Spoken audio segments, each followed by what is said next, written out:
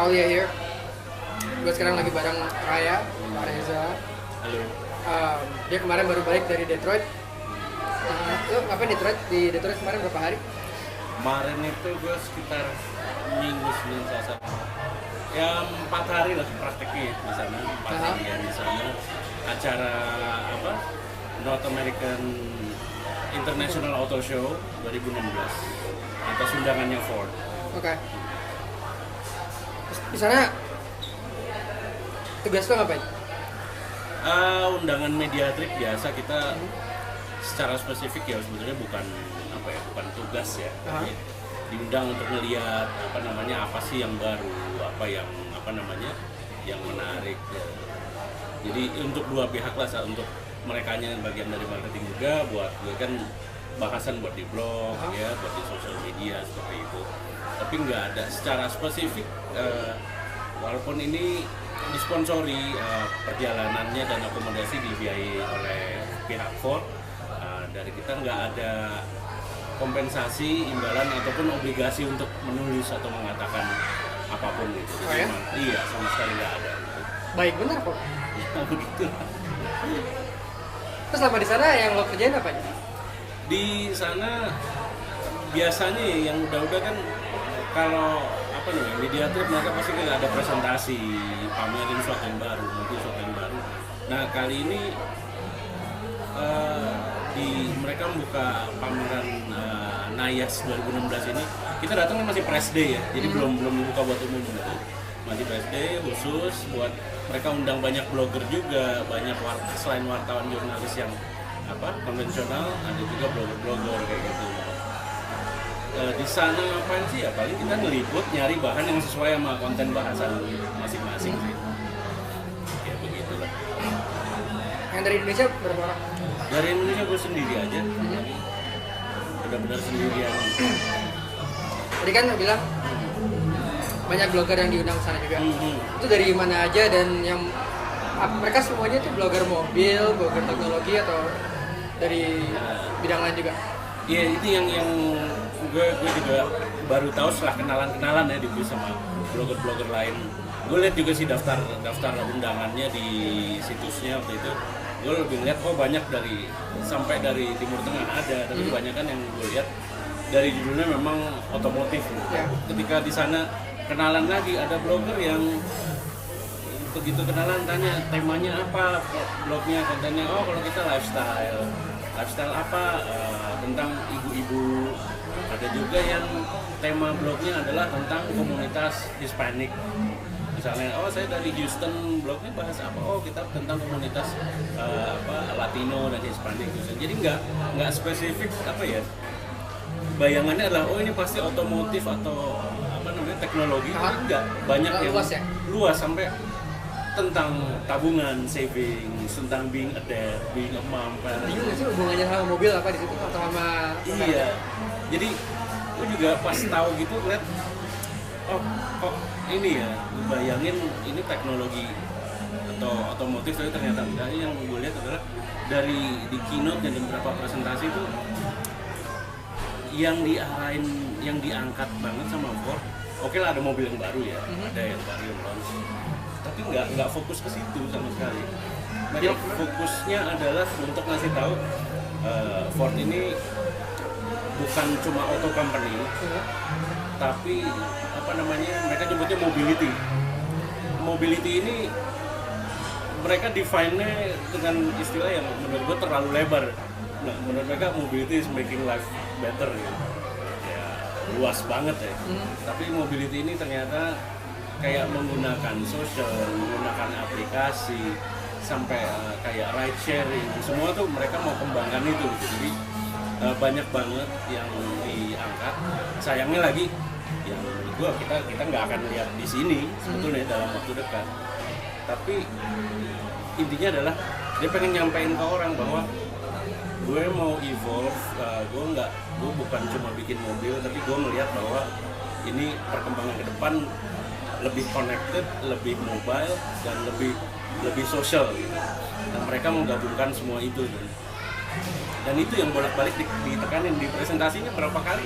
Mereka nyebut Apple, nyebut Nokia, nyebut iTunes, mereka pengen punya consumer experience kayak iTunes. Mereka bilang, walaupun mungkin orang nggak punya Apple device-nya, tapi orang bisa pakai iTunes-nya, dan itu bagian milik Apple juga, dan memberikan consumer experience yang baru gitu buat orang, dan memudahkan buat orang.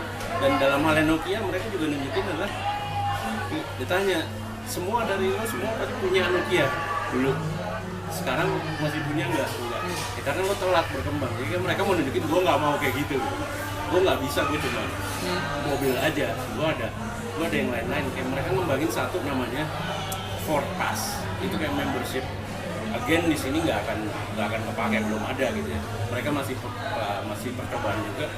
Jadi dengan membership itu mereka bisa punya semacam mileage, punya semacam rewards, terus punya kemudahan misalnya untuk booking parkir di sana. Again di sini belum kepake. Gua aja baru tahu ada booking parkir gitu ya, baru tahu. Tapi itu nunjukin gitu bahwa kan nggak cuma dagang mobil, dan itu untuk makin itu lo nggak perlu punya mobil Ford, lo pakai mobil apa aja. Terus itu fungsinya buat apa aja? Itu masih luas banget. Gue kemarin nggak gitu nggak gitu inget detailnya gimana. Cuma dengan membership itu ada kayak rewards, ada kayak points, ada kemudahan misalnya buat mereka juga akan ngembangin semacam ini kayak saking banyaknya gue agak susah fokus. Kayak ada ride sharing, mereka juga nyoba kembangin. Ada namanya kayak Gojek, GoRide. Itu intelligent shuttle. Jadi mereka nyebut gini, kadang lo pengen bus, kadang lo pengen taksi, kadang lo pengen diantara dua-duanya. Lo pengen sebenarnya udah kayak bis aja, nggak semahal taksi, tapi pengen better experience. Jadi bisnya lebih compact, lebih kecil, dan rutenya lebih terpilih gitu. Itu juga mereka masih ngembangin, tapi belum itu nggak kayak angkot apa ya? Enggak. Untungnya gitu, gue liat bagus gitu. In fact mereka nganggapnya they go as far as bilang ya lo bisa aja nanti meeting dalam mobil gitu. Karena mereka mobilnya bagus kan, van di sana ya beda lah ya sama di sini gitu. Jadi experience-nya beda gitu. Ya gue cuma penasaran adalah banyak yang menarik sana yang kita tahu, aduh it will take time untuk nongol di sini gitu. Gue penasaran nggak, kenapa sih lo nggak coba ke Indonesia juga? Oke, mungkin marketnya ya, kita tahu seberapa potensial. Tapi mereka kayak GoRide itu mereka survei dulu ke New York sampai Mumbai segala macam. Why not here juga? Jadi kemarin itu terus terang dibanding media trip dulu, biasanya kan gue paling ngambil video biasa aja gitu ya. Itu pun jarang. Lebih banyak kan motret, foto-foto, tweet foto, blog juga paling foto gitu. Terus kemarin gue ngerasa coba satu yang beda. Pertama gue pikir ada YouTube gitu ya, ada Snapchat, cuma gue pikir mendingan pakai yang native aja video di Twitter, karena gue lebih banyak ke bisa menjangkau banyak gue di Twitter, dan nggak perlu nyuruh orang ke channel lain misalnya buka Snapchat lagi atau buka apa lagi, langsung native gitu.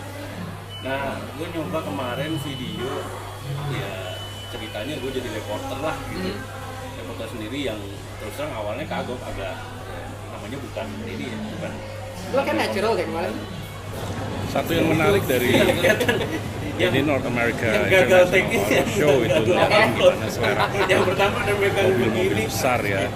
Mesin besar, bodi besar itu masih kelihatan sekali di sini. Dan salah satunya dari Ford F-150 ini yang gue nemukan minta ampun gedenya ya, beneran. Rasanya sih lebih dapat ini ya dari teman-teman, lebih ada respon gitu dibanding yang udah kan. Sebetulnya orang juga ngapain sih cuma ngeliat media trip mobil brand atau apa, nggak mungkin orang nggak gitu menarik. Tapi kalau kitanya hadir di situ mungkin ya kayak ngeliat temen gue lagi di mana gitu kan. Jadi ada unsur personal gitu. Gue ngerasa kayaknya seru juga, akhirnya gue pakai terus gitu. Kalau tadinya cuma awal aja iseng, dan itu kagok banget awal juga. Dan itu adaptasi lo ke metode yang lo pakai itu cepet ya? Iya, cepet ternyata. Tadinya gue pakai gue udah nggak pernah bawa lagi kamera gede ya. In fact, dedicated camera gue nggak bawa, kecuali kemarin gue bawa action cam. untuk ngambil yang lebar banget. Akhirnya gue makainya dikit, gue lebih gampang udah pakai HP aja gitu. Pakai HP dan ya nggak pakai editing. Mungkin itu juga yang nggak tahu ini pesan gue aja. Ada rasa lebih candid, jadi ada personal, candid, unedited. Jadi gue selalu kasih hashtagnya ada live from Detroit ya, jadi live kayak reportase apa ada gitu.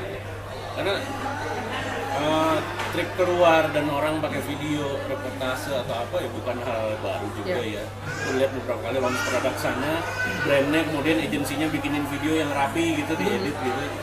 Tapi gue nggak ngerasain ada apa ya. Buat gue pribadi agak beda karena itu sterile banget, udah bersih, clinical banget, precision. Sementara kalau gue kemarin pas nge-report sendiri, ya ini lebih candid, lebih personal, lebih live aja rasanya gitu. Lo kan pakai Twitter video ya? 30 detik di Twitter video itu menurut lo membatasi atau justru memastikan semuanya itu pas? Gue kemarin ngerasa pas ya. Misalnya kalau Instagram yang mana, gue lupa banget ada yang namanya Instagram kemarin. Udah kalau lo nggak nanya Instagram, gue bilang iya ya kita ada namanya Instagram. Asli lupa. Nggak satupun foto, nggak satupun video. Which yang gue pikir lagi 15 detik gue nggak cukup gitu loh Instagram. Sementara di Twitter 30 gue masih ada ruang gitu. Ya setengahnya gue ngomong, setengahnya lagi ngeliatin sesuatu lah, jadi orang nggak ngerti banget ngeliat gue dulu gitu kan. Masih ada ruang gitu. Dan gue rasa pasnya buat konsumsi konsumsi mobile yang orang cuma ngeliat sebentar, setengah menit. Gue nggak tahu kalau sampai 1 menit apa orang masih tetap ini juga. Memang kalau buat gue pribadi makin ada waktu makin gampang berceritanya gitu. Tapi juga bukan berarti pengen lama-lama amat, orang nggak akan stay juga sih. Itu semua cerita Raya tadi tentang jalan-jalan ke Detroit bareng Ford, bikin video kayak reporter tapi sendirian. Yeah. So I'll see you in the next video.